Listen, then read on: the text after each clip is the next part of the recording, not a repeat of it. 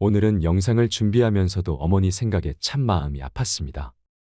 제 자식 생각도 많이 하게 되었는데요. 부모가 자식을 사랑하는 마음의 무게를 어떻게 저울로 달 수가 있을까요? 부모님의 사랑은 자식이 그 끝을 다 알 수 없을 만큼 깊고 두텁습니다. 저도 부모가 되기 전엔 몰랐습니다. 대부분의 부모들은 오직 자식에게 헌신하는 것을 의무와 목표로 삼게 됩니다. 그래서 부모는 자식들에게 자신들의 삶까지 주려고 합니다. 어떤 역경에서도 자신의 목숨까지 기꺼이 희생합니다. 요즘엔 희생이라는 말이 그 쓰임조차 희미해졌지만 자식 가진 부모에게만큼은 이 단어가 여전히 가슴 아리게 유효합니다. 부모에게 자식이라는 존재는 기꺼이 희생할 가치가 있는, 목숨도 대신할 수 있는 존재이지요. 하물며 자식에게 재산을 희생하지 못할 이유를 부모는 찾지 못합니다. 부모의 허리띠 졸라매고 먹을 것과 입을 것 아끼고 줄여서 좋은 것만 자식 입에 넣어줍니다. 절대적으로 가치 있는 시간도 자식을 위해 바쳤습니다. 잠을 줄이고 허둥지둥 쫓기는 생활을 하면서 말이지요. 부모님께 효도하고 자식을 책임지고 자신의 미래는 준비하지 못한 채 위아래로 끼어 살아야 하는 세대가 지금의 50대, 60대라고 합니다. 중년이 넘은 나이에는 경제적인 것도 중요하지만 자식이 잘되고 못되고에 따라 부모님의 얼굴 표정은 달라집니다. 잘난 자식은 머리가 아프고 못난 자식은 마음이 아픕니다. 하지만 이러한 무조건적인 부모의 사랑과 극명하게 대비되는 것이 부모를 외면하고 싶어하는 자식의 마음일 것입니다. 오늘은 부모를 버리고 싶어하는 자식의 마음에 대한 이야기를 해보려고 합니다. 아들에게 버림받은 서러움의 자살을 결심한 어머니. 두 아들과 함께 살아가던 한 어머니가 어느 날 밖에 나간 사이 집에 불이 났습니다.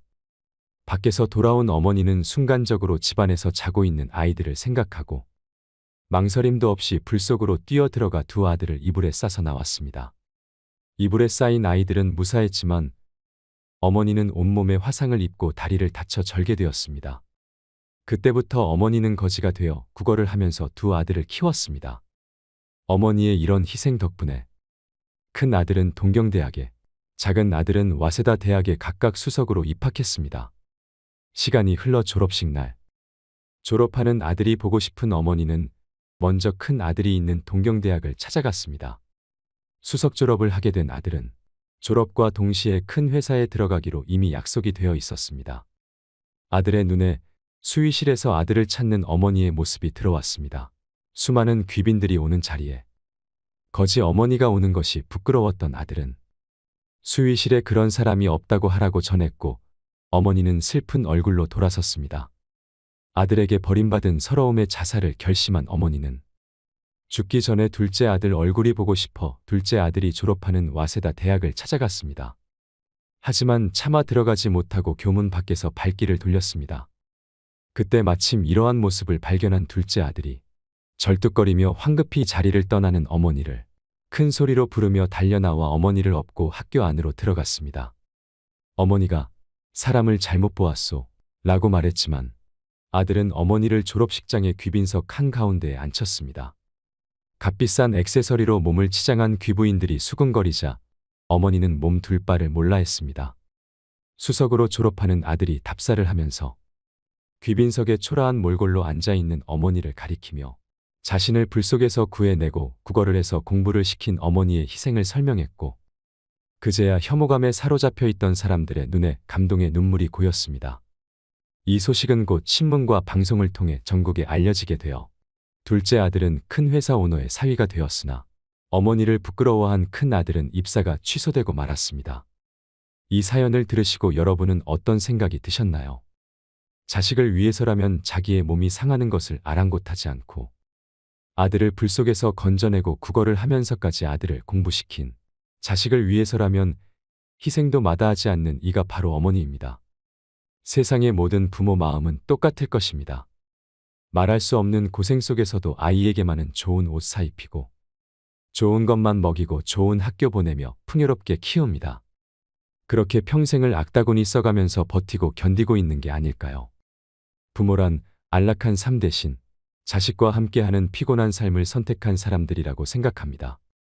지금의 부모님이 우리가 아닌 안락함을 선택했다면 우리는 쇠똥굴이나 고슴도치로 태어났을지도 모를 일이지요. 그래서 다들 자식을 낳고 키워봐야 철이 든다고들 하시나 봅니다. 부모의 희생과 사랑을 자식들은 당연하게 여기며 살아갑니다. 그렇게 자식들은 평생 부모 앞에 죄를 짓고 삽니다. 다음으로 여러분들에게 꼭 소개해드리고 싶은 시가 있습니다. 이 시를 읽고 가슴이 어찌나 미어지던지요. 당연하게만 여겼던 어머니의 사랑을 자식은 뒤늦은 후회로 깨닫습니다. 같이 들으시면서 어머니의 끝없는 사랑을 느끼셨으면 좋겠습니다. 엄마는 그래도 되는 줄 알았습니다. 하루 종일 밭에서 죽어라 힘들게 일해도 엄마는 그래도 되는 줄 알았습니다. 찬밥 한 덩이로 대충 부뚜막에 앉아 점심을 때워도 엄마는 그래도 되는 줄 알았습니다. 한겨울 냇물에 맨손으로 빨래를 방망이질해도 엄마는 그래도 되는 줄 알았습니다. 배부르다 생각 없다 식구들 다 먹이고 굶어도 엄마는 그래도 되는 줄 알았습니다. 발뒤꿈치 다 해져 이불이 소리를 내도 엄마는 그래도 되는 줄 알았습니다. 손톱이 깎을 수조차 없이 닳고 문드러져도 엄마는 그래도 되는 줄 알았습니다. 아버지가 화내고 자식들이 속썩여도 전혀 끄떡없는 엄마는 그래도 되는 줄 알았습니다. 외할머니 보고 싶다. 외할머니 보고 싶다. 그것이 그냥 넋두리인 줄로만 한밤중 자다 깨어 방구석에서 한없이 소리 죽여 울던 엄마를 본 후론 엄마는 그러면 안 되는 것이었습니다. 우리 모두 엄마는 그래도 되는 줄 알고 살았습니다. 엄마가 가족을 위해 아침부터 발동동거리며 일해도 당연한 일이었고 아버지께는 가장 만만한 아내였고 자식들에게는 너무나 편안한 사람이었습니다. 남편도 자식도 배려 없이 걸핏하면 화내고 무엇이든지 요구하면 다 들어주는 존재로만 알았습니다. 새 옷 한 번 맘 놓고 사 입지 못하고 늘 헌 옷에 양말이나 꿰매 신는 사람이었습니다. 아이들이 싸워서 남의 애를 다치게 해도 엄마가 죄인이 되어 사과를 하러 다녔고 남편이 밖에서 실수를 해도 아내인 엄마가 뒤처리를 해야만 했습니다. 갑자기 돈이 필요할 때도 이웃의 엄마가 빌리러 다녔습니다. 친척들 기륭사를 챙기는 것도 엄마였고 외갓집, 친가 어른들 생신이나 제삿날 챙기고 차리는 사람도 엄마였습니다. 어렵고 힘들고 험한 일은 모두 엄마가 해야만 했습니다. 아이들이 학교에서 말썽을 부려도 숙제를 안 해가도 심지어 성적이 떨어져도 모두 엄마의 잘못이 되었습니다. 남편도 아이들도 엄마가 약한 여자라는 걸 간과하고 살았습니다. 엄마 자신조차도 엄마가 여자라는 사실조차 까맣게 잊고 사는 듯 했습니다. 엄마도 처녀 때는 바퀴벌레 한 마리만 봐도 질겁을 하던 사람이었지만 아이가 아프면 없고 심리 길도 맨발로 뛸 수 있고 달려오는 자동차도 겁내지 않는 용감한 사람이 엄마였습니다. 하지만 그런 엄마도 외할머니에게는 연약하고도 소중한 사랑스런 딸이었습니다. 엄마도 눈물이 있고 아픔이 있다는 걸 생각지도 못하고 있었습니다. 엄마의 마음속에 소설 12권이 들어있고 가슴속에는 시가 산더미인 줄 몰랐습니다. 마음으로 쓰다가 버린 편지도 수백 통은 될 겁니다. 가장 가까이에 있으면서도 가장 모르고 살았던 엄마였습니다. 엄마는 돌아가시고 나서야 그 존재감이 확실해지는 것 같습니다. 살아계실 때는 당연히 항상 곁에 있는 사람이 엄마였고 돌아가신다는 생각조차 하지 않고 살았습니다. 신은 모든 곳에 있을 수 없어서 대신 엄마를 만들었다고 합니다. 엄마는 자식에게 신 같은 존재이지요. 돌아가신 뒤에 후회하지 말고 살아계신다면 계실 때 한 번 더 따뜻하게 안아드리는 게 어떨까요? 얼마 전 시장에서 만난 동네 할머니가 이런 고민을 얘기하셨습니다. 애지중지하던 자식들 시집장가를 보내고 나니 이 부모를 본척만척합니다. 마음 공부하면서 서운한 마음도 다 내려놓고 그 마음 돌려보려고 애쓰지만 자식에 대한 집착 때문에 그런지 쉽게 사라지지 않습니다. 남편도 몇 해 전 떠나고 나는 껍데기만 남은 듯한 느낌이 듭니다. 아들이 결혼 후 안부 전화를 자주 할 줄 알았습니다. 오매불망 아들이 안부 전화해주기를 기다렸는데 결혼한 지 일주일이 지나도록 감감무소식입니다. 자식을 결혼시키면 더 이상 내 자식이 아니라더니 그 말이 맞습니다. 그렇게 한참을 기다리다가 결국 내가 먼저 아들에게 전화하니 바쁘다는 말만 하고 전화를 끊어버려요. 그 매몰찬 대답에 눈물이 왈칵해 사흘 밤낮을 울었습니다. 나이가 들어가면서 참 별것도 아닌 사소한 일에 섭섭함이 점점 더 커져가는 것 같습니다. 지금까지 자녀들만 바라보고 희생해왔는데 이제는 다 컸다고 저를 짐처럼 느끼는 것 같고 연락도 거의 하지 않아서 배신감까지 들고 부모 마음을 몰라주는 자식 때문에 서운한 마음도 큽니다. 최근에는 배신감이 너무 커져서 부모 자식 간의 인연을 끊고 싶다는 생각까지 듭니다. 자녀들을 위해 평생 희생을 하셨기에 서운함과 허전함이 더욱 크실 겁니다. 아이를 잘 키우겠다고 온갖 고생을 다 하면서도 자신이 고생하는 것을 아이에게는 보여주지 않는 부모들이 많이 있습니다. 그런 물질적 방식의 사랑은 나중에 불효로 돌아오게 됩니다. 그래서 옛말에 논 팔아서 공부시키면 불효자 되고 머슴살이 시킨 아들은 효자 된다라는 말이 있습니다. 아이를 품 안에 자식으로 키우는 방식은 자식을 불효자로 만드는 길입니다. 아이는 자식을 위해서라면 무엇이든 희생하는 어머니의 사랑을 먹고 자랍니다. 옛날 전쟁터에서 엄마가 아이를 가슴에 품은 채 총을 맞아 죽었는데 그 엄마의 품속에서 아이가 하나도 다치지 않고 살아있는 경우가 있었습니다. 바로 그런 것이 엄마입니다. 자식에게 서운한 것이 있어도 나쁜 마음을 품지 않고 지금과 같이 잘 자라준 것만도 다행스럽고 고맙게 여기는 마음을 가져야 합니다. 내 자식이니까 우리가 이해를 해야 합니다. 자주 전화하라는 것도 자주 찾아오라는 것도 모두 부모의 욕심일 수 있는 것입니다. 자식을 기다리는 마음으로 살아가면 마음의 병만 찾아옵니다. 자식에게 의존하고 싶은 마음을 버려야 됩니다. 부모와 자식의 관계는 불편해지면 안 됩니다. 서로에게 짐이 되지 않고 부담되지 않아야 불편하지 않습니다. 좋은 쪽으로 마음과 생각의 길을 트셔야 합니다. 어머니가 자식을 고맙게 생각하면 그 자식은 저절로 효자가 되는 것입니다. 내 자식을 효자로 만드는 것은 나한테도 좋은 일이지요. 그렇게 내 자식을 내가 효자로 만들며 사시기 바랍니다. 또한 부모도 그동안은 자식을 위해서만 살았다면 지금부터라도 자신만의 삶을 찾아보는 것도 필요합니다. 지금까지 지내온 인생을 되돌아보고 앞으로 노년을 어떻게 지내는 것이 좋을지 계획하고 실천해보는 것입니다. 평소 해보고 싶었던 일들을 하나씩 차근차근 도전해보는 것입니다. 그렇게 일상을 채워간다면 공허한 마음도 줄어들고 자식만 기다리지 않고 행복하게 지낼 수 있을 것입니다. 마지막으로 슬픈 어머니의 이야기를 해드리겠습니다. 잠시나마 어머니를 생각하는 시간이 되었으면 좋겠습니다. 지금도 시장길을 지날 때면 시장 구석진 자리에서 나무를 팔고 계시는 할머니를 보곤 한다. 예전에는 이 시장길을 지나는 것이 고통이었다. 하지만 이젠 나에게 이곳을 지날 여유도 없다. 어쩌다 가끔씩 들려보는 이곳 시장터. 난 이곳에서 장사를 하는 한 분의 고귀한 사랑을 받고 자랐다. 엄마 시장 갔다 올 테니 밥 꼭 챙겨 먹고 학교 가거라. 난 장사를 가시는 어머니의 모습을 보고도 잠을 자는 척했다. 이 지겨운 가난. 항상 난 이 가난을 증오했다. 그리고 언젠가는 벗어나고 말리라는 다짐을 굳히곤 했다. 내가 학교 가는 길 시장 저 귀퉁이에서 나무를 팔고 계시는 어머니의 모습이 보인다. 난 어머니가 나를 발견할까봐 얼른 도망친다. 우리 부모님은 막노동을 하셨다고 한다. 일하는 도중 철근에 깔리신 어머니를 구하시려다. 아버지는 사망하고 어머니는 한쪽 다리를 잃으셨다고 한다. 일을 가시지 못하시는 어머니는 나무를 캐서 팔곤 하셨다. 난 항상 들판에 절뚝거리시며 나가시는 어머니가 싫었고 밤새 나무를 다듬으시는 모습도 싫었다. 더더군다나 시장 한 귀퉁이에서 쪼그리고 앉아 지나가는 사람들에게 구걸 비슷하게 장사를 하는 것도 맘에 들지 않았다. 집에 돌아오니 퉁퉁 부은 다리 한쪽을 주무르시며 나무를 다듬고 계신다. 나를 보자 어머니는 기쁜 낯으로 3,000원을 주신다. 난 그 돈을 보자 화가 치민다. 난 거지 자식이 아니란 말이야. 이런 돈 필요 없어. 그리고는 밖으로 나와 버린다. 다음 날 아침, 난 어머니가 시장 간 틈을 타 집에 가서 책가방을 들고 학교에 간다.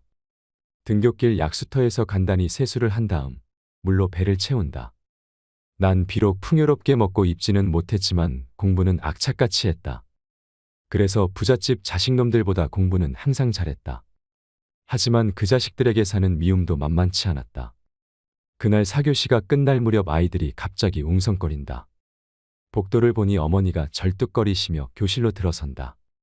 선생님 드리려고 장사하려고 다듬은 나무를 한 봉다리 들고서 어머니는 내가 어제 들어오지 않자 걱정이 되셔서 학교에 오신 거란다. 선생님과의 면담을 끝내고 어머니가 돌아가시자 아이들이 한마디씩 한다. 야, 이민성 너네 엄마 병신이었냐? 그놈은 그 잘난 부잣집 아들 현우였다. 현우는 어머니의 걸음걸이를 따라한다. 무엇이 우스운지 반 아이들은 웃어댄다. 난 화가 나서 그놈을 정신없이 두들겨줬다. 그리고서는 교실을 나와 버렸다. 저녁 무렵 집에 가니 집 앞에 잘 차려 입은 여자와 현우가 어머니에게 소리를 지르고 있었다. 아니 애비 없는 자식은 이래도 되는 거야? 못 배우고 없는 티 내는 거야 뭐야? 자식 교육 좀 잘 시켜. 어디 감히 우리 집 귀한 자식 얼굴을 이렇게 만들어 놓느냔 말이야. 어머니라는 작자가 병신이니 자식 정신이 온전하겠어? 어머니는 시종일관 죄송하다는 말뿐이다. 난 그러는 어머니의 모습이 싫었다. 집에 들어가도 어머니는 아무 말씀이 없으시다. 난 어머니에게 한마디 한다. 다시는 학교에 오지마 알았어? 창피해서 죽는 줄 알았단 말이야. 그래 미안하다 난 민석이가 걱정이 되어서. 난 차라리 엄마가 없었으면 좋겠어. 난 해서는 안 될 말을 해버렸다.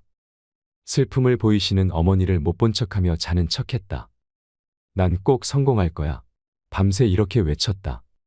다음 날 아침 수업료라며 엄마가 돈을 쥐어주신다. 얼마나 가지고 계셨는지 너무도 꼬깃하고 지저분한 돈이었다. 학교에 가니 선생님이 부르신다. 적어도 선생님만은 내 편이셨다. 어머니께 잘 해드리라는 말로 나를 위로하신다. 선생님께서 나물 맛있게 먹었다고 어머니께 전해달란다. 난 그러마했다. 하교 길의 길 모퉁이 배추가게 쓰레기통에서 배추잎들을 주워 모으시는 어머니를 본다. 난 모른 척 얼른 집에 들어와 버렸다. 그날 저녁 배추국이 밥상에 올라온다. 이 배추, 난 소리를 질렀다.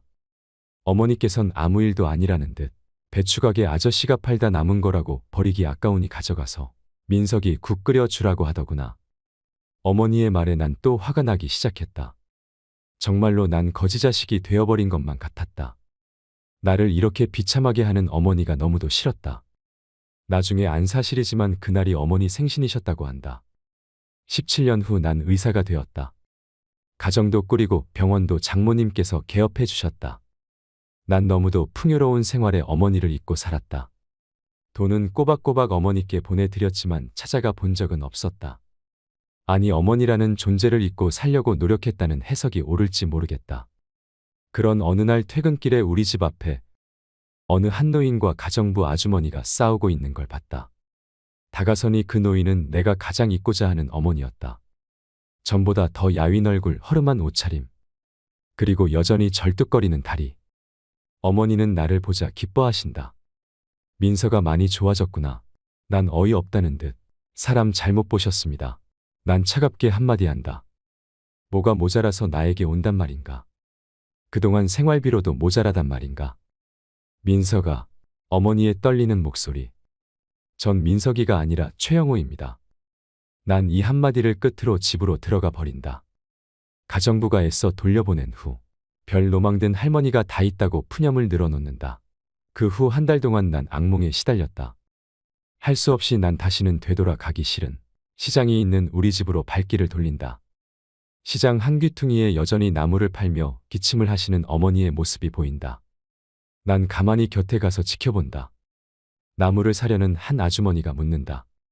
할머니는 자식이 없나요? 아니요. 우리 아들이 서울 큰 병원 의사요. 자꾸 나보고 같이 살자고 하는디 내가 싫다였어. 내가 살면 얼마나 산다고 자식 신세를 져. 요즘도 자꾸 올라오라는 거 뿌리치느라고 혼났구만. 우리 아들 같은 사람 세상에 둘도 없어. 우리 아들이 효자요 효자. 어머니는 자식 자랑에 기분이 좋았는지 나무를 많이도 넣어드린다. 그런 어머니를 뒤로하고 난 예전의 집으로 향한다. 아직도 변한 게 없는 우리 집. 거의 쓰러져 가는데도 용케 버티고 있었다. 이런 곳에서 살았다는 생각에 어이가 없을 정도였다. 난 문틈으로 돈봉투를 넣어놓고는 돌아선다. 1년이 지난 후 난 어머니의 사망 소식을 고교담임 선생님으로부터 듣게 되었다. 그래도 무슨 이유에서인지 내 발길은 어머니의 집으로 향하게 되었다. 시장에는 어머니의 모습이 정말로 보이질 않았다. 도착한 곳에는 선생님이 혼자 집을 지키고 계셨다.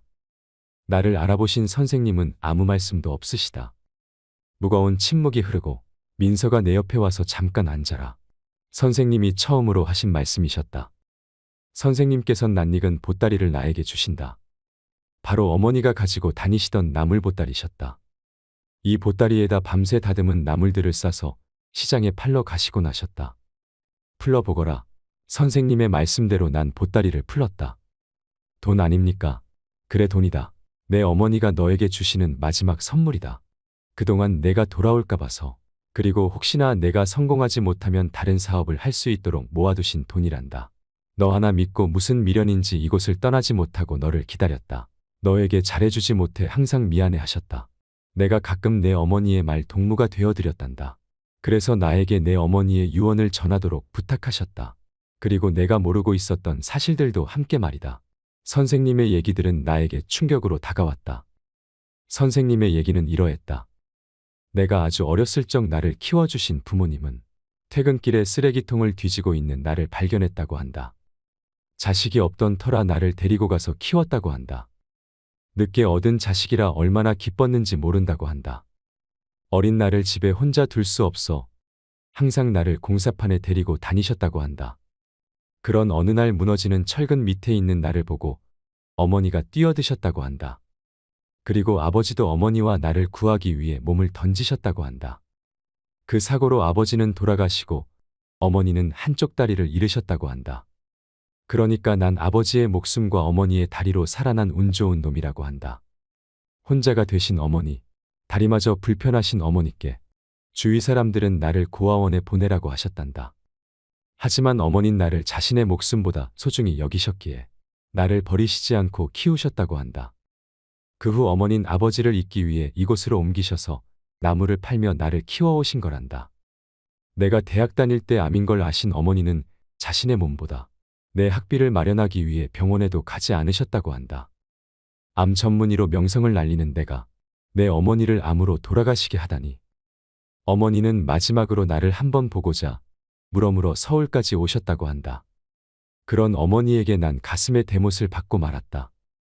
자신이 낳은 자식도 아닌데 자신의 목숨보다 소중히 여기셨던 어머니를 버린 나 자신을 용서할 수가 없었다. 하지만 나를 조용히 내려보시는 어머니의 사진이 잔잔한 미소를 보이고 있다. 이런 자식마저도 어머니는 사랑하시나 보다. 내 어머니, 사랑하는 내 어머니. 그 후 난 시간이 날 때마다 가끔씩 이곳을 들른다. 혹시나 어머니가 나무를 파시고 계실 것 같은 착각에 말이다. 사랑합니다. 나의 아버지, 나의 어머니. 항상 고맙고 감사합니다. 오늘도 노후의 지혜와 함께 해주셔서 감사드립니다. 황금빛으로 무르익어가는 여러분의 지혜로운 인생을 언제나 응원합니다. 30대에는 자리를 잡기 위해 달렸고 40대에는 가족을 위해 살았습니다. 주 6일 근무에 쉬는 날에도 빠짐없는 가족 나들이. 스마트폰도 없던 시절 하루 종일 몸으로 놀아주고 자식들을 위해 온 힘 다하며 살았습니다. 내 집 마련을 위해 일주일에 하루 쉬며 일했습니다. 회사가 1순위, 가족은 2순위, 꿈은 3순위가 되어 수십 년을 보내고 나니 답답하기만 합니다. 죽어라 노력하며 열심히 살았다 푸념들 하지만 무엇을 위해 이토록 열심히 살았다는 것인지. 지금껏 앞만 보고 달려온 인생. 쉼없이 달리면 먼저 도착할 줄 알았는데, 먼저 도착하면 더 많이 쉴 수 있을 줄 알았는데, 여유가 생기면 하고 싶은 것을 할 수 있을 줄 알았는데, 아이는 좀 크니 피하기만 하고 제대로 된 취미생활 하나 없습니다. 지난 시간에 아쉬움이 남으며 공허가 찾아옵니다. 내가 살아온 건 과연 누구의 삶인지 궁금합니다. 50의 바다에서 홀로 남은 섬이 되었습니다. 50대 가장의 이 사연은 대부분의 50대가 느끼는 감정입니다. 누구나 50여 년을 살다 보면 뒤를 돌아보게 됩니다. 나이 50은 숨막히게 달려온 속도를 줄이고 인생 후반 목표와 자신에 대해 생각해야 할 시간입니다. 인생 전반에는 주어진 환경 때문에 제약이 있었을 수도 있지만 인생 후반은 다릅니다. 잘해도 내 탓, 못해도 내 탓입니다. 요즘 50대의 얘기를 들어보면 공통점이 하나 있습니다. 별일 아닌 일에 버럭 화를 내게 되고 부쩍 무기력함과 눈물이 늘었다는 것입니다. 50대를 기점으로 우울증 환자가 늘어나고 있습니다. 은퇴를 앞둔 시점에 느끼는 불안함, 예전 같지 않은 건강, 줄어드는 대인관계가 50대들의 마음을 흔들리게 만듭니다. 50대를 목전에 두고 방황을 한 사람이 또 있습니다. 바로 다산 정약용입니다. 다산은 30대의 형조참의 자리까지 올랐습니다. 하지만 자신을 아끼던 정조가 승하한 다음 20년 가까이 귀양살이를 해야 했습니다. 가장 찬란했던 시절 바닥으로 곤두박질 친 것입니다. 흔들리는 자신을 다잡기 위해 다산이 한 일은 논어를 잃고 해석한 것이었습니다. 그렇게 그는 50살의 지천명의 경지에 이를 수 있었습니다. 다산이 인생에서 가장 힘든 시기에 흔들리는 50대에게 뭐라고 말해줄까요? 오늘은 인생 후반전을 앞두고 삶의 변곡점에서 흔들리는 중년 그리고 노년을 다 잡아줄 지혜를 배워보는 시간을 가져보겠습니다. 영상을 끝까지 시청하셔서 지친 마음의 위로가 되시길 소망합니다. 흔들리는 중년 노년에게 다산 정약용이 전하는 말. 첫 번째는 겉모습을 잘 가꾸어라. 질이 문을 이기면 촌스럽고 문이 질을 이기면 거칠애가 된다. 문과 질이 잘 어울린 후에야 군자다워진다. 질이란 사람의 내면을 말하고 문은 외면의 반듯함으로 겉모습을 말합니다. 공자에 따르면 둘 중 하나만 뛰어난 것은 올바른 수양이 아니라고 합니다. 순서를 정하자면 질이 먼저다. 그러나 다산은 문이 질에 뒷받침되어야 진정한 가치가 있다고 말했습니다. 겉과 속은 따로 떨어져 있는 것이 아닙니다. 내면이 바른 사람은 품격이 겉으로 드러나고 겉모습이 안정된 사람은 마음 역시 경건합니다. 다음은 다산이 두 아들에게 보낸 편지에 있는 글입니다. 지난번에 너를 보니 단정하고 엄숙한 빛이 전혀 보이지 않았다. 성인이 먼저 외모로부터 수습해 나가야 마음을 안정시킬 수 있다고 가르친 이치를 모르는 것이다. 비스듬히 눕고 삐딱하게 서서 공경하게 마음을 지킬 수 있는 사람은 없다. 높은 이상을 가진 사람은 반드시 그 주변부터 정리합니다. 그리고 반듯한 자세로 일상에 임합니다. 겉모습에도 신경 쓸 줄 아는 사람이 되어야 합니다. 많은 연구들이 외모가 사회적인 성공에 영향을 미칠 수 있다고 합니다. 첫인상은 사람들에게 매우 중요한 역할을 합니다. 첫인상은 3초에서 5초 만에 결정되기 때문에 이 짧은 시간에 강한 인상을 주도록 외모를 매력적으로 가꾸어야 합니다. 또 성공하는 사람들은 자신의 외모에 긍정적 태도를 가지고 있습니다. 자기 인식이 긍정적이고 자존감이 높은 사람들이 외모와 무관하게 성공적인 경험을 더 자주 하며 외모의 영향력을 줄일 수 있다는 것을 발견하였습니다. 물론 우리가 성공하기 위해서는 실력을 갖추는 것이 중요합니다. 그러나 이에 못지않게 매력적인 외모도 중요합니다. 자신을 가꾸지 않는다면 처음부터 남으로부터 선택조차 받게 되지 못할 것입니다. 품질과 디자인이 겸비되어야 명품이 되듯 꽉 찬 내면이 자연스럽게 겉으로 드러나는 사람, 그 사람이 바로 진정한 명품입니다. 두 번째는 주변의 말에 흔들리지 말라. 50세가 되기 전 40세의 나이는 불혹이라 부릅니다. 불혹이란 미혹되지 않는다는 뜻으로 각종 유혹에 흔들리지 않는 나이가 되었음을 뜻합니다. 선조들은 이처럼 50대가 되기 전부터 욕심에 의해 흔들리는 삶을 경계했습니다.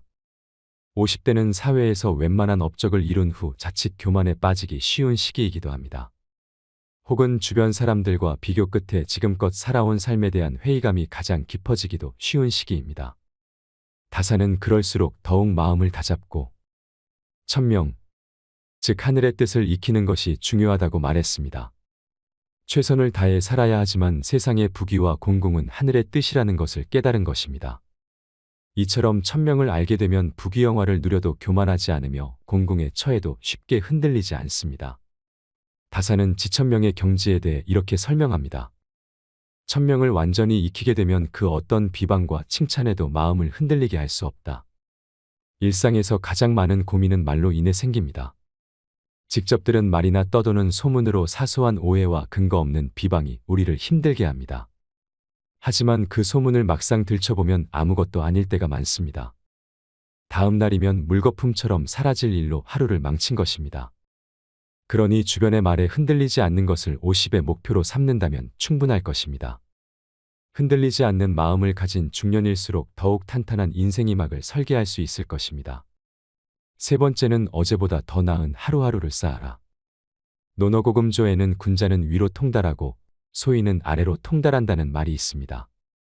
여기서 군자는 인격이 갖춰진 사람이며 소인은 인격이 부족한 사람을 가리킵니다. 다산은 어제의 잘못을 되짚어보고 반복하지 않기 위해 노력할수록 더 나은 사람, 즉 군자가 될 수 있다고 말했습니다. 다산은 군자와 소인 모두 처음에는 보통 사람이지만 군자는 날마다 한 등급씩 올라가 최상의 등급에, 소인은 날마다 한 등급씩 내려가 최하의 등급에 달한다고 했습니다. 둘은 반대 방향으로 가기에 차이는 크게 벌어집니다. 삶의 가치는 얼마나 빨리 가는지가 아닌 어떤 방향으로 가는지에 달려 있습니다.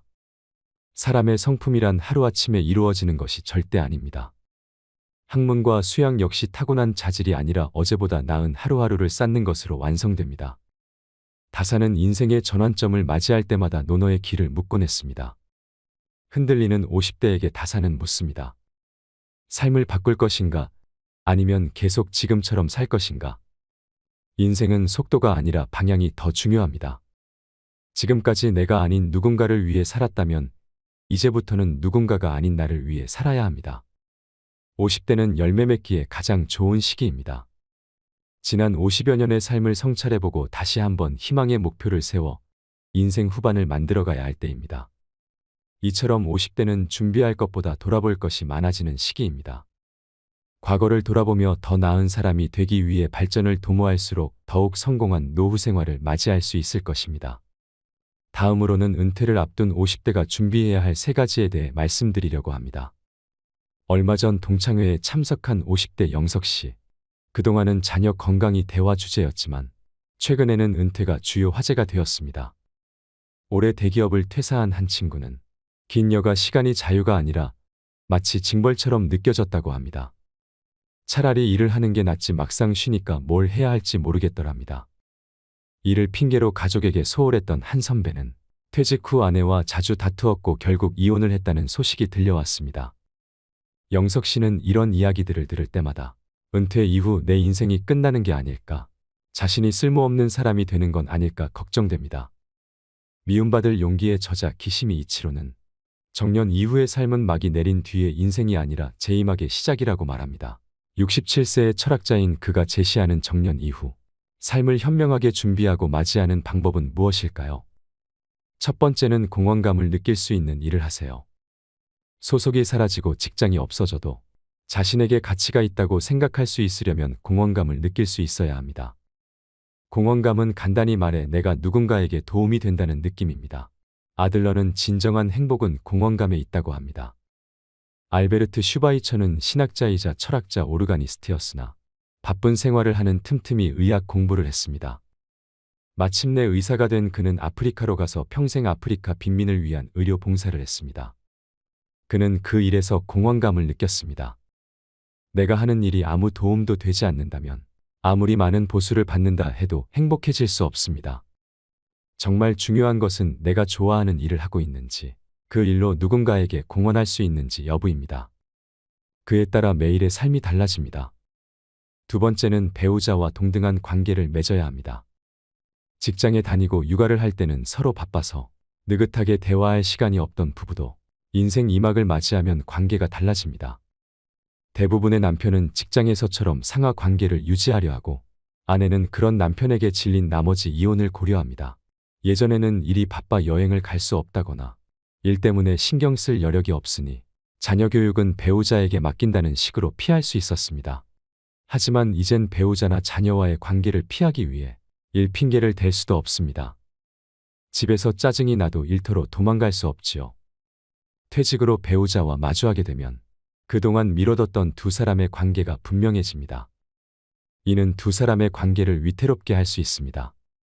오스트리아 심리학자이자 정신과 의사인 아들러는 진정한 인간관계를 맺으려면 상대를 동등한 존재로 바라봐야 한다고 말합니다. 언제나 배우자를 동등한 친구로 여겨야 합니다. 이제라도 자기 일은 스스로 챙기고 집안일도 해야 합니다. 인생의 새로운 국면에 접어든 후 성숙한 사랑의 관계 속에 살길 원한다면 배우자와의 관계를 다시 맺어야 합니다. 세 번째는 꼭 뭔가를 해야만 하는 건 아닙니다. 은퇴 후에는 또 다른 삶의 보람을 찾거나 뭔가를 하지 않으면 안 된다고 생각해 초조해하는 사람이 있습니다. 취미를 찾아야 한다고 생각해 마치 일을 하듯 취미에 몰두하는 사람도 있습니다. 그들은 전문가만큼 잘해야 한다고 생각하기도 합니다. 평생 부지런히 일한 사람이라면 반드시 뭔가 해야 한다고 생각하겠지만 이는 일이라는 저주에서 벗어나지 못했다는 증거이지요. 사실 아무것도 안 하는 사람은 없습니다. 책을 읽고 편지를 쓰고 산책을 하고 멍하니 있거나 잠을 자는 것도 모두 일입니다. 더는 직장에 나가지 않는 것일 뿐 아무것도 안 하는 건 아닙니다. 뭔가를 반드시 해야 한다고 생각하는 순간 그건 의무가 되고 의무감으로 하는 일에서는 보람을 느끼지 못합니다. 꼭 무언가를 하기보다는 인생에 대해 찬찬히 고민해 보는 게 먼저입니다. 그러면 새로운 일을 시작해도 다르게 일할 수 있습니다. 인생 2막을 생각한다는 건 결국 삶을 생각한다는 것입니다. 후회하지도 불안해하지도 말고 오늘을 한 발 한 발 신중하게 내디디며 살아가야 합니다. 이것이 지금 우리가 할 수 있는 일입니다. 요즘 50대들은 우스갯소리로 운 나쁘면 100세까지 산다는 말을 자주 한다고 합니다. 건강하게 그리고 계획적으로 노년을 보낸다면 좋겠지만 그렇지 않다면 지금까지 살아온 인생만큼이나 길고 지루한 시간이 기다리고 있을 거란 불안감이 들기 때문이 아닐까요? 이를 직접 경험했다고 말하는 한 90대 노교수는 죽기 전에 지나온 삶을 이렇게 회고합니다. 나는 존경과 박수를 받으며 60대 초반에 자랑스럽게 은퇴했지만 90세가 되었을 때 후회의 눈물을 흘렸다. 지난 30년의 삶이 한없이 부끄럽고 후회스럽기 때문이었다. 60 이후의 인생을 마치 덤으로 살았던 희망 없는 시간이 30년이나 지속되었기 때문이다. 퇴직할 때 앞으로 30년을 더 살 수 있다고 생각했다면 이렇게 살지는 않았을 것이다. 건강하게 오래 산다면 50은 고민할 나이가 아닙니다. 얼마나 더 살게 될지 모르지만 그렇다고 손 놓고 인생의 마지막만 기다리는 건 좋은 방법이 아닙니다. 어느 노교수의 회고처럼 후회가 될지 모를 일이기 때문입니다. 오래전 율곡 이이 선생은 경몽요결에서 학자들이 가져야 할 기본으로 공자의 유구사를 들었습니다. 군자는 9가지 생각을 해야 한다. 볼 때는 밝음을 생각하고 들을 때는 총명함을 생각하고 안색에는 온화함을 생각하고 용모에서는 공손함을 생각하고 말을 할 때는 진실함을 생각하고 일할 때는 공경함을 생각하고 의문이 생기면 질문을 생각하고 화가 날 때는 그 후에 닥칠 어려움을 생각하고 이득을 볼 때는 의를 생각해야 한다. 9가지 생각을 몸에 달고 살아야 한다는 것인데요. 천천히 읽어보면 당시 젊은 학생들에게만 필요한 기본이 아니라 인생 2막을 시작하는 50 이후에 우리들에게 더 필요한 지침이 아닌가 합니다. 첫 번째, 볼 때는 밝음을 생각하라. 명확하게 본 건 바른 판단의 기준이 됩니다. 이왕이면 긍정적으로 봐야 합니다. 부정적 시각의 피해자는 상대방이 아닌 내가 될 가능성이 더 크기 때문입니다. 사람을 보는 눈도 세상을 대하는 시각도 마찬가지입니다. 부정적인 시각으로 보면 세상은 부정적으로 보입니다. 검은색 안경으로 볼 수 있는 세상은 검은 세상이 전부입니다. 내가 본 것이기에 맞은 것일 수도 있지만 내 생각대로 본 것이라면 틀릴 수도 있습니다. 어떤 생각과 어떤 눈으로 보는가가 중요합니다. 지천명에 더 필요한 보는 기술이 바로 시사명입니다. 두 번째는 들을 때 총명함을 생각하라. 듣는 게 보는 것 이상으로 중요할 때가 있습니다. 가끔 상대가 하는 말을 알아듣지 못하는 경우가 많습니다. 총명하게 듣는 것에 서툴기 때문입니다. 말하는 사람의 입장이 될 수는 없지만 반이라도 상대의 입장을 헤아려 줄 수 있다면 관계는 놀랄 만하게 좋아질 것입니다. 상사, 부하, 고객, 부모, 자식, 선생, 학생 그 누구와 이야기할 때라도 마찬가지입니다. 말하는 사람의 편에서 그의 입장이 되어 듣는 것, 그게 바로 총명하게 듣는 것의 시작입니다. 지천명에 더 필요한 듣기 기술입니다. 세 번째, 얼굴색은 온화함을 생각하라. 30, 40대에는 혼자서 일해도 성과를 낼 수 있지만 50대에는 사람들을 통해 성과를 내야 하는 사람들이 많습니다. 그러니 안색을 부드럽고 온화하게 해야 합니다. 그래야 사람들이 더 자주 찾아옵니다. 얼굴을 펴야 인생이 펴집니다. 상사의 얼굴이 온화해야 조직이 살아납니다. 가장의 얼굴이 온화해야 가족의 기가 삽니다. 지천명에 더 필요한 얼굴 관리 기술입니다. 네 번째, 겉모습은 공손함을 생각하라. 겉으로 나타나는 것에는 공손함이 있어야 한다는 가르침입니다. 리더의 행동거지와 모습에는 공손함이 서려 있어야 합니다. 50이 되면 자세가 틀어지기도 쉽습니다. 아무리 공손한 모습을 보이고 싶어도 어깨와 머리가 자꾸 뒤로 꼿꼿해지는 사람들이 있습니다. 자기보다 잘난 사람에게 그러는 것도 문제지만 못난 사람에게 그러는 건 더 보기 흉합니다. 다섯 번째, 말할 때는 진실함을 생각하라. 누군가에게 입을 열 때는 신중하고 진실해야 합니다. 같은 것을 두고 오늘은 A라 하고 내일은 B라고 한다면 언사충이 아닙니다. 지위가 올라갈수록 나이를 더 먹을수록 책임이 더 큰 자리일수록 말에는 더 큰 믿음이 있어야 합니다. 책임질 수 있는 말만 해야 합니다. 6번째, 일할 때는 공경함을 생각하라. 자신의 직업이나 일에 대해서도 공경하는 마음이 있어야 합니다. 직업으로 하는 일치고 세상에 하찮은 일은 거의 없습니다. 일에 대한 가치 기준을 바꿔야 합니다. 평범한 일에도 존경의 가치를 더하면 가치 있는 일이 됩니다. 지천명에 해야 할 일 중에 하나가 자신의 업무와 일의 가치를 부여하는 일입니다. 7번째, 의문이 들 때는 질문을 생각하라. 50이 되면 질문이 사라집니다. 질문은 멈추고 묻지도 않는 것에 답을 주고 싶어 합니다. 그러나 궁금한 게 있으면 누구에게든 질문을 할 수 있어야 합니다. 불치함은 아랫사람에게 묻는 걸 부끄러워하지 말라고 공자는 반복하여 말했습니다. 지천명의 질문이 사라지면 더 이상의 발전은 없습니다. 더 이상의 흥분과 즐거움은 사라집니다. 지천명에 해야 할 일 중에 하나가 좋은 질문을 하는 일입니다. 8번째, 화날 때는 더 큰 어려움을 생각하라.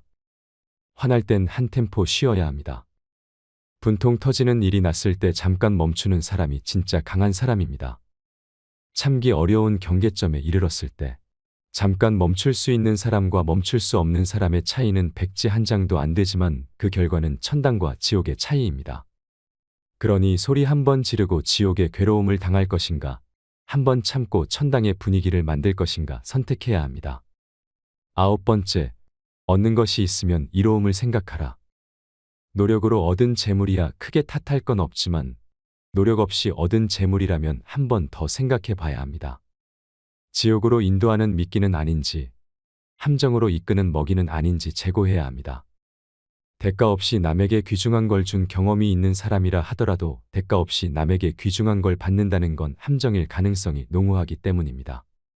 공자의 말과 삶에서 공허한 50의 새로운 돌파구를 발견할 수 있습니다. 2500년 전 공자는 일개 사람의 힘으로 어찌해 볼 수 없는 세상의 흐름을 마주하고도 좌절하지 않고 할 수 있는 일을 하려 했습니다.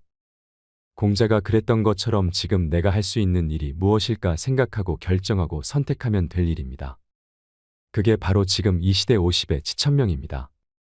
누구나 자신만의 길을 갈 수 있는 것, 노노의 가르침은 어떤 파도에도 굳건히 배를 지키는 인생의 앵커가 될 수 있습니다. 노노에는 공자가 말한 타인에게 미움받는 7가지 유형이 나옵니다. 타인의 나쁜 점을 들춰내는 사람, 낮은 자리에 있으면서 윗사람을 비방하는 사람, 용감하지만 무례한 사람, 과감하지만 융통성이 없는 사람, 자기의 편견을 내세우며 지혜롭다고 여기는 사람, 불손한 짓을 가지고 용감하다고 여기는 사람, 혹독한 말로 남을 공격하면서 곧다고 여기는 사람들은 가까운 사람들로부터 미움을 받습니다. 7개 중 하나라도 해당된다면 50이 되기 전에 무조건 그것을 고쳐야 합니다. 그래야 50이 되었을 때 존중받는 어른으로 성장할 수 있습니다. 그렇다면 50대가 되었을 때 익혀야 할 삶의 자세는 무엇일까요? 첫 번째는 배움을 즐기세요.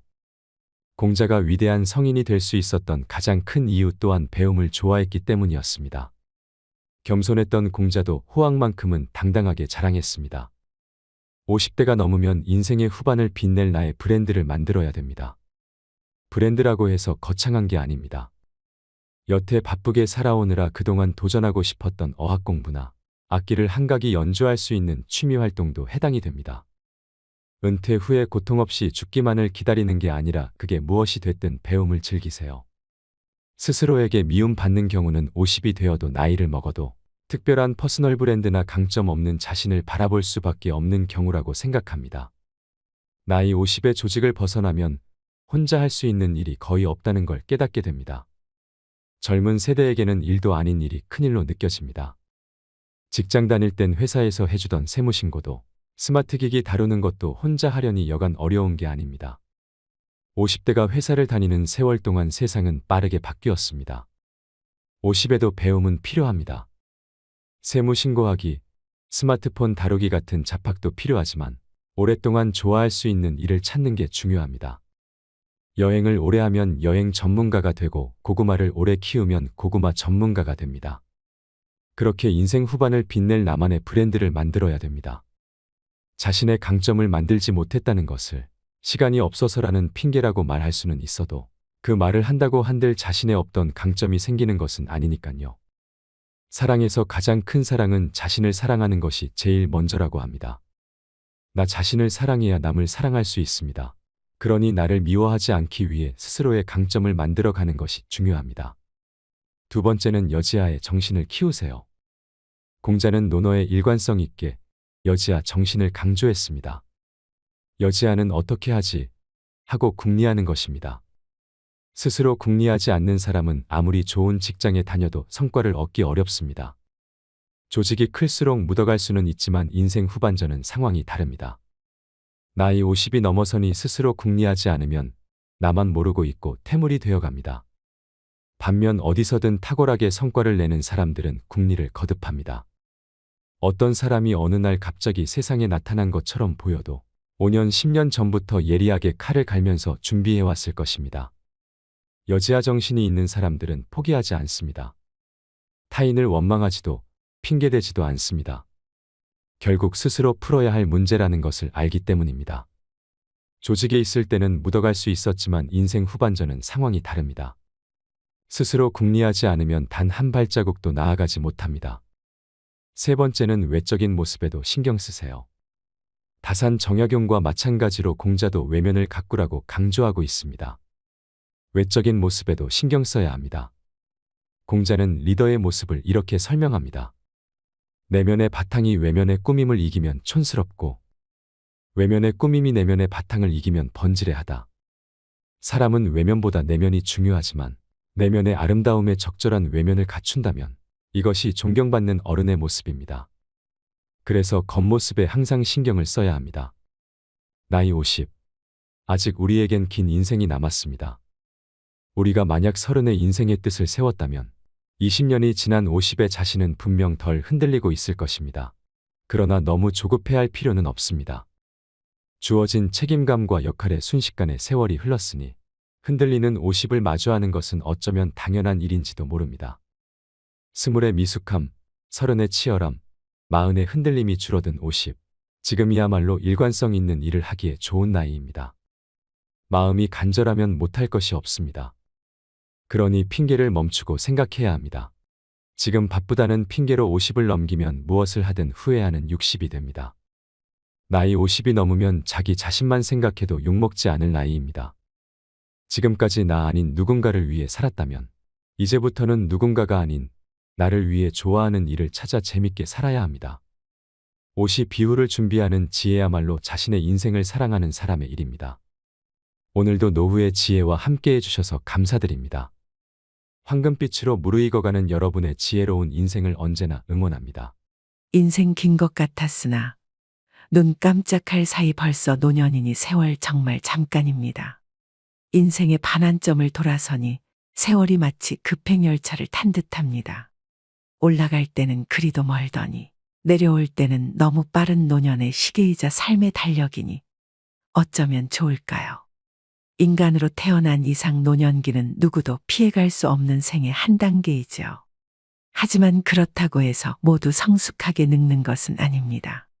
노인은 늙을수록 외형은 초라해지고 육신은 나약해집니다. 기억은 쇠퇴해지며 자꾸만 말이 많아집니다. 미래를 말하는 것보다 과거를 회상하고 그리워합니다. 검버섯이 피어나고 주름살이 깊어갑니다. 무심한 세월 따라 속절없이 늙는 것을 그 누가 막을 수가 있겠습니까? 하지만 주름 잡힌 표정에서 연륜이 쌓인 노인만의 기품을 뿜어낼 수 있다고 저는 생각합니다. 고목에도 꽃은 피어납니다. 그렇게 아름다울 수가 없는 꽃이죠. 가끔 인격이 훌륭한 노인들을 만날 때가 있습니다. 그런 분들은 만고풍상 다 겪으며 살아온 경험을 살려서 매사가 슬기롭습니다. 그런 분들은 인간에 대한 이해가 깊고 경우가 밝으며 배울 점이 아주 많습니다. 반면 마음 가는 대로 거침없이 행동하고 자기 주장만 옳다고 큰 소리를 치면 꼰대라고 손가락질을 받기 십상입니다. 외형의 늙음은 어찌할 수 없지만 추하게 늙지 않으려면 마음만이라도 꼰대 소리를 듣지 말아야 합니다. 꼰대라는 소리를 들으면서 여기저기서 욕을 먹을 것인가, 아니면 항상 귀를 크게 열고 온화한 표정의 노인으로 나이 들 것인가 하는 것은 전적으로 내게 달린 것입니다. 이 땅의 많은 노인분들은 긍정의 표정으로 하루를 잘 살았는지 돌아보셔야 합니다. 늙어서 아름답지는 못해도 적어도 취해 보이지는 말아야 합니다. 오늘은 나이 들어 성숙한 내면을 가지기 위해 피해야 할 행동 5가지에 대해 알려드리겠습니다. 지금부터라도 나 스스로에게 적극적인 처방을 하여 성숙한 노후를 만들어 가시길 바랍니다. 첫 번째는 남이 내 흉보는지도 모르고 말을 독점하고 떠드는 사람입니다. 평균 수명이 짧았던 옛날에는 60을 넘기면 잔치를 열었고 70을 넘기는 경우는 드물었습니다. 젊은이는 많고 노인은 적었으니 큰 소리를 내도 집안이나 공동체에서 존경과 대우를 받을 수 있었습니다. 하지만 이제는 시대가 역전되었습니다. 노인이 넘쳐나면 존경과 대우는커녕 자칫하면 거추장스러운 존재로 여겨지기 십상입니다. 노인이 많다 보니 그만큼 꼴불견이 자주 눈에 띕니다. 대중교통을 이용하거나 식당에서 보면 유난히 목소리 큰 노인들이 있습니다. 주변의 눈총에도 아랑곳하지 않습니다. 귀가 멀게 되면 자연히 목소리가 크게 되는 현상을 이해 못하지 않지만 주변 사람들에게 방해가 된다면 조심해야 할 일입니다. 특히 전화통화를 할 때 눈살을 찌푸리게 되는 경우가 흔합니다. 급한 내용이 아니면 빨리 끊는 게 주변 사람에 대한 예의입니다. 버스나 지하철 안에서 제 집 안방인 양 큰 소리로 통화하는 소리를 견뎌야 하는 건 고역입니다. 젊은이도 예외가 아니지만 노인의 경우는 한 번 더 얼굴을 쳐다보게 됩니다. 그 숱한 세월을 헛산 게 아닌가 싶기 때문입니다. 노인이 말이 많으면 기피의 대상이 되고 추하게 보입니다. 입은 닫고 지갑은 열어라는 금어는 옳지요. 노인이 될수록 입이 무거운 사람이 되어야겠다고 다짐합니다. 말은 적게 낮은 소리로 해야겠다 생각합니다. 낮은 소리란 목소리의 크기만이 아니라 내 견해에 고집을 강요하지 않는다는 뜻입니다. 노인의 경계사항 중 첫째가 아집입니다. 이제 우리 세대는 한 발 뒤로 물러날 때가 되었습니다. 그러자면 우선 목소리 톤을 낮출 필요가 있지 않을까요? 인간 생활에서는 무엇보다 기본이 제일 중요합니다. 내 하고 싶은 일을 하는 건 좋지만 최소한 남에게 피해를 끼치는 일은 없어야 합니다. 말을 독점하는 사람은 자신의 능력이나 경험을 과시하는 경우가 많습니다. 이러한 행동은 매우 거만하고 오만하게 보일 수 있습니다. 나이 들수록 함구개의하라는 말이 있습니다. 입은 닫고 귀는 열어라라는 말인데 그러지 못하고 잘난 맛에 사는 노인을 칠푼이라고 했습니다. 칠푼이란 지능이 조금 모자라는 사람이란 뜻으로 그만큼 추한 사람이 되어버린다는 의미입니다. 노추가 되지 않기 위해서는 나이가 들수록 더욱 배려심 있고 겸손한 태도를 가지는 것이 중요합니다. 작은 일상에서부터 머릿속 사고까지 품이 있는 노년은 세월이 거저 가져다 주지 않습니다. 그만한 절제의 노력이 따라야 하지요. 저는 이것을 노인이 지켜야 할 예절이라고 부르고 싶습니다. 그래야 어른 대접을 받을 수 있습니다. 가만히만 있어도 중간은 간다는 말이 있습니다. 침묵은 그래서 좋은 것이지요. 아름답게 보이는 사람은 굳이 말하지 않아도 그 안에 가득 차 있는 것이 자연스럽게 밖으로 드러나게 마련입니다. 두 번째는 허풍을 심하게 떨거나 자랑을 너무 많이 하는 것입니다. 나이 들어서까지 입만 열면 잘난 척과 허풍을 떠는 사람이 있습니다.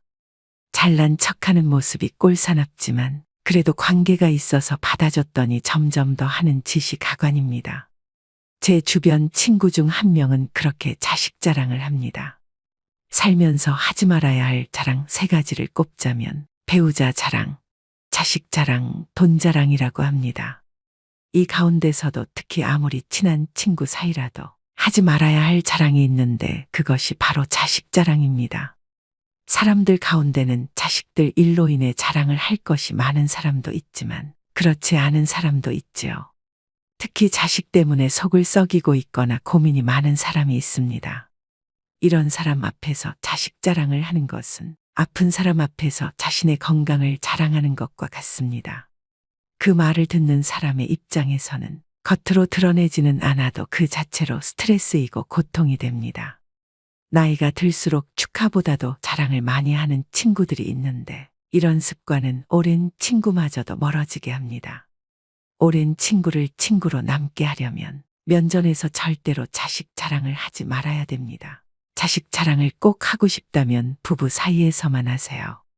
이처럼 사회에서 잘난 척과 허풍이 심한 사람을 만나게 되면 그때마다 느끼는 게 있습니다.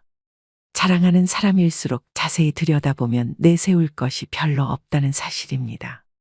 자신은 스스로 자기 자랑을 열심히 하고 있지만 그래서 들여다보면 빛 좋은 개살구이거나 그 주변에는 별로 성과라고 할 만한 것이 없는 사람이 대부분이었습니다. 왜 그럴까요? 자랑을 수시로 하는 사람은 겉으로 자신이 대단한 사람이라는 것을 적극적으로 알리지 않으면 부족한 사람이라는 것이 저절로 드러나기 때문입니다. 자신에게 부족한 점이 많다는 것을 감추기 위해 끊임없이 주변 사람에게 자기를 드러내는 것입니다. 주변 사람에게 어떻게든 인정을 받아야 부족한 것을 감출 수 있을 것 같은 의식의 생각입니다. 그런 사람들의 의식에는 역설적으로 별로 이룬 것이 없는 사실에 대한 불안과 걱정이 깔려 있습니다. 반면 무엇인가를 이룬 사람은 그것을 굳이 자랑하려 하지 않습니다. 아니, 자랑할 필요가 없습니다. 자랑하지 않아도 그들이 갖춘 것은 저절로 드러나기 때문입니다. 그것은 자신이 사는 곳일 수도, 하는 일일 수도, 주변에 함께하는 사람들일 수도 있습니다. 오히려 자기 자신을 낮춥니다. 그리고 자기의 것을 남에게 나누려는 여유를 보입니다. 그것은 과시의 목적이 아닌 겸손과 배려의 행동입니다. 그들은 가진 것을 굳이 내세우지 않더라도 결코 부족해 보이지 않습니다. 도움과 배려에서 그들이 가진 것이 보이고 이룬 것들이 보입니다. 우리는 어떤 유형일까요? 경제적으로나 정신적으로나 부유하든 그렇지 않든 과시를 주 목적으로 하는 사람일수록 자랑하는 것만큼 실제로는 보잘것없을 가능성이 큽니다. 사람들과의 관계에서 항상 겸손하고 베풀 줄 아는 것, 겸손과 베푸는 삶을 실천할수록 실제로 부자 마인드에 가까워지는 법입니다. 그렇게 아름답게 늙는 것입니다. 그것이 진짜 부자들의 자세이기 때문입니다. 젊은 날에는 허세를 부릴 때도 있습니다. 하지만 나이를 먹을수록 허세를 부린들 소용이 없다는 것을 깨닫게 됩니다. 자기 잘난 맛에 사는 게 인생이라지만 그건 집에 혼자 있을 때나 하는 생각이고 밖에 나올 땐 장롱속 깊은 곳에 잘 보관해 두어야 하는 게 요즘 인생입니다. 분수를 안다는 것은 오랫동안 살아온 자의 지혜 중 하나라고 생각합니다. 세 번째는 편견이나 선입견을 가지거나 한두 번만 보고 그 사람을 낙인 찍는 것입니다. 사람은 누구나 마음속에 몇 마리의 개를 키우고 있다고 합니다. 그 중에 두 마리의 개에는 이름이 있는데 하나는 선입견이고 또 하나는 편견이라고 합니다. 그저 웃고 울기에는 그 숨은 뜻이 가슴을 찌릅니다. 인간은 선입견과 편견이라는 거대한 감옥 속에서 살아갑니다. 이런 선입견과 편견이라는 두 마리 개를 쫓아버리는 한 마리의 특별한 개가 있다고 하는데요. 바로 백문이 불여일견이라는 개입니다. 100번 듣는 것보다 한 번 보는 것이 낫다. 나이가 들수록 사람을 보는 통찰력을 가져야 합니다. 그래야 어디를 가든지 누구를 만나든지 확실하고 정의로운 판단을 내릴 수 있습니다. 이 개의 이름은 일가견입니다. 그런데 배우지도 않고 잘 알아보지도 않고 막무가내로 떠벌리고 마음대로 판단하고 자기 잣대로 정죄하고 무식하면서 용감한 사람이 있습니다. 이 개의 이름은 꼴불견입니다. 우리는 직장에 가기 전에, 외출하기 전에, 모임 참석 전에 어떤 애완견과 동반해야 할까요? 나이가 들면서 버려야 할 많은 것들 중 하나가 바로 편견과 선입견입니다. 어릴 때는 몰라서 이럴 거야 하고 착각하고 오해하는 경우가 많고 나이가 들면서는 이랬으니 이렇겠지 하고 편견을 가져버리게 됩니다.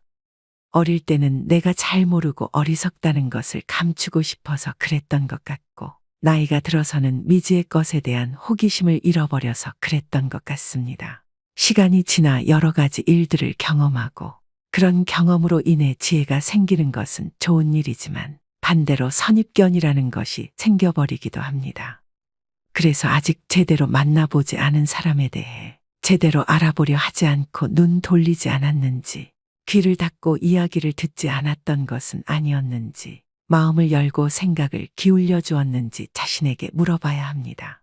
모르면서 아는 척 하는 것이 꼴불견인 것만큼 선입견으로 미리 이럴 거야 하고 판단해버리는 것도 꼴불견입니다. 선입견은 대체로 부정적 인식의 의미가 강합니다. 사람과 사람 사이, 인간관계에도 나쁜 영향을 미치는 경우가 대부분입니다. 외모나 출신 지역, 학벌 등만을 보고 저 사람은 이렇다, 이 사람은 저렇다고 섣불리 판단하는 것이죠. 살이 찐 사람은 미련하다, 고졸 출신 운운하는 것 등이 다 그런 것들입니다. 사실상 한쪽으로 치우친 편견입니다.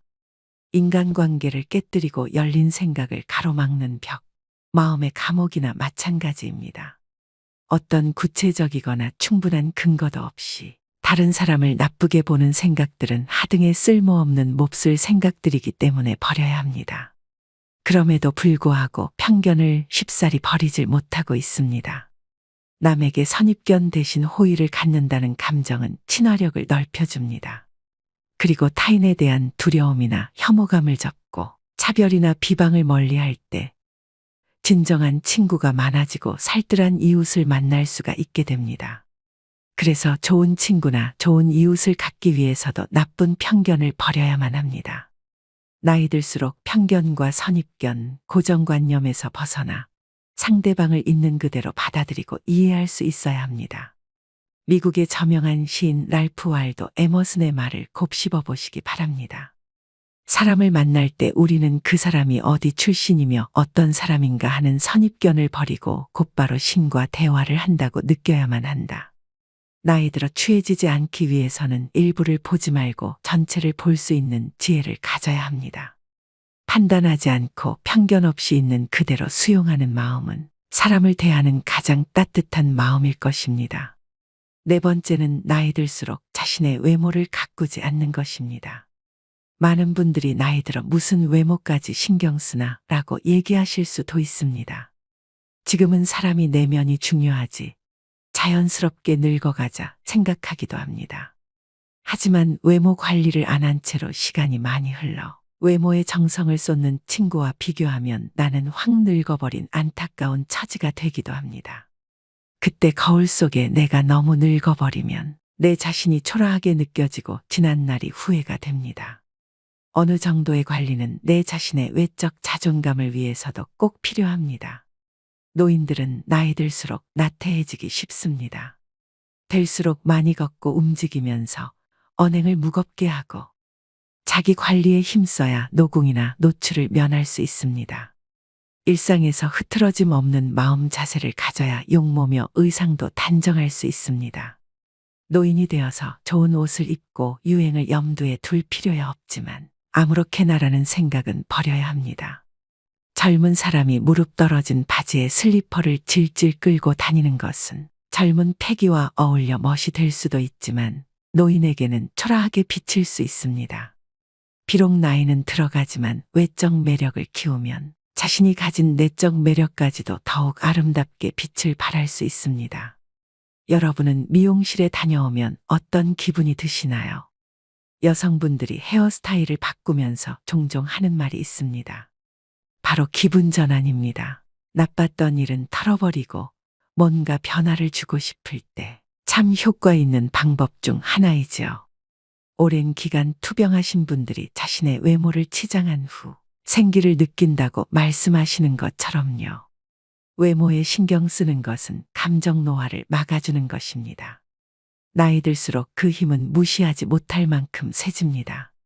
한 연구에 따르면 겉모습이 노인에 가까울수록 감정의 노화가 더욱 빠르게 진행되어 결국에는 전신 기능이 쇠약해지는 경우가 많았다고 지적합니다. 예쁜 옷을 입거나 피부 관리를 하는 등 외모에 신경을 씀으로써 감정까지도 조절할 수 있다고 하는데요. 또 외모 관리는 여성 노인들의 우울증을 예방하는 효과가 있어 건강에도 큰 도움이 됩니다.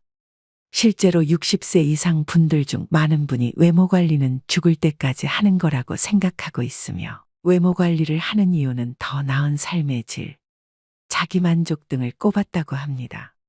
또 외모 관리는 다른 사람에게 신뢰감을 줍니다. 여러분은 첫인상에서 무엇을 가장 먼저 보시나요? 내면이 가장 중요하다고 얘기들 하지만 외모부터 볼 수밖에 없습니다. 외모를 본다고 해서 잘생기고 예쁘고가 아니라 다른 것을 중요하게 보는 경우가 적지 않습니다. 바로 신뢰감입니다. 나이가 들면서 경험과 지식 그리고 사회적 신용이 높아지지만 이를 제대로 표현하지 않으면 상대방에게 올바른 메시지를 전달하는데 어려움이 생길 수 있습니다. 이때 깔끔하고 정돈된 외모는 상대방에게 효과적인 메시지를 전달하는 데 도움됩니다. 나이 들어서 외모 관리를 꾸준히 하는 사람은 은근히 능력이 있어 보입니다. 부지런한 것은 쉽게 지속하기 힘든 일이기 때문에 시간 관리, 감정 관리를 잘하는 사람이란 생각이 듭니다. 그만큼 외모 관리는 일자리를 얻는 것과 인간관계에서 유리한 점이 많습니다.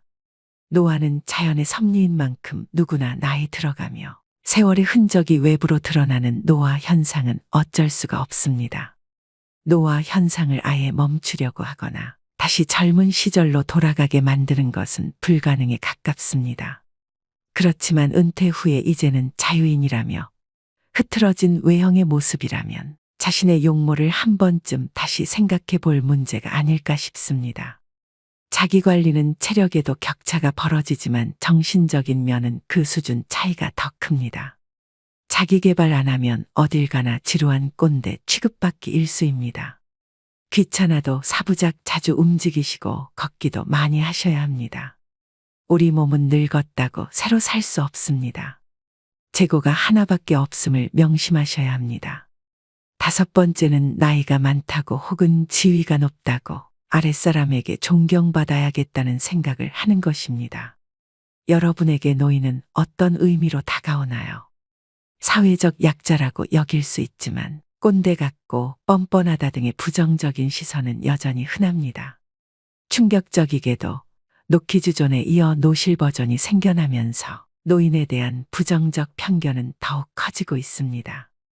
젊은 사람은 질문을 하고 노인은 가르치려 한다고 합니다. 모임에서 연장자라고 어른 노릇을 하며 윗자리에 앉으려는 생각을 하면 젊은이들이 기피하게 됩니다. 대접을 받지 못한다고 서운해하며 얼굴에 불만이 가득하여 인상이 굳어져 있으면 아무에게도 환영받지 못합니다. 오히려 자기를 낮추고 양보하며 손해를 보고 살면 존경을 받고 웃음이 넘쳐 마음이 편안해지고 건강해집니다. 나이 들수록 배려를 몸에 익히는 것이 좋습니다. 옆에 있는 사람, 한 공간에 있는 사람들을 배려하는 것이 당연하다는 생각을 가지는 것입니다. 그런데 우리나라는 배려받고 이해받고 권리를 좀 더 누리는 게 어른이라고 생각하는 노인들이 많습니다. 존경받기보다는 배려하는 마음가짐이 우선입니다. 가족이라는 울타리를 지키기 위해 몸이 상할 정도로 희생은 강요되었고 고뇌와 인내로 버무려진 삶이었습니다. 교육의 기회는 오래전에 놓쳤고 지금은 기력이 점점 고갈되고 경쟁할 입장도 아닙니다. 그런 노인들이 바로 선진국으로 만든 1등 공신입니다. 희생은 자녀들에게 안락한 삶을 보장해 주었습니다. 그렇다고 존중해달라고 강요할 수도 없습니다. 억지로 존경하는 태도는 보여줄 수 있으나 누구에게도 옳지 않습니다. 배려와 존경심은 노인의 자발적 성장으로 해답을 찾을 수 있습니다. 노욕과 아집에 휘둘리지 말고 멋진 노년이 되기 위해 항상 생각하고 생각하셔야 합니다. 어른스럽게 행동하면 어른이 되고 꼰대 노릇하면 노인이 됩니다. 오늘의 영상 어떠셨나요? 사람은 나이 들수록 나를 보는 해안을 가지고 살아가야 합니다. 특히 나이가 들어감에 따라 자신의 외모도 깨끗이 손질하고 가꾸며 내면도 긍정적이고 품위 있게 끊임없이 갈고 닦아야 한다는 해안을 가지고 이를 꾸준히 실천해 나갈 때 다른 사람으로부터 존경받을 수 있습니다. 허영에 들뜬 사람, 잘난 체하는 사람, 허풍이 강한 사람, 교만한 사람, 과거에 지녔던 명성과 부를 입에 달고 사는 사람들은 보이는 나를 실제의 나보다 부풀리는데 여념이 없지만 그것은 바로 인생 거품으로 다 부질없는 것입니다.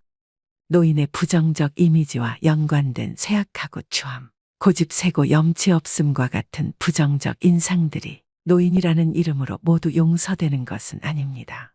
오늘의 지혜를 꼭 마음에 새기셔서 품격 있는 노후를 만들어 가시길 바랍니다. 오늘도 노후의 지혜와 함께 해주셔서 감사드립니다. 황금빛으로 무르익어가는 여러분의 지혜로운 인생을 언제나 응원합니다.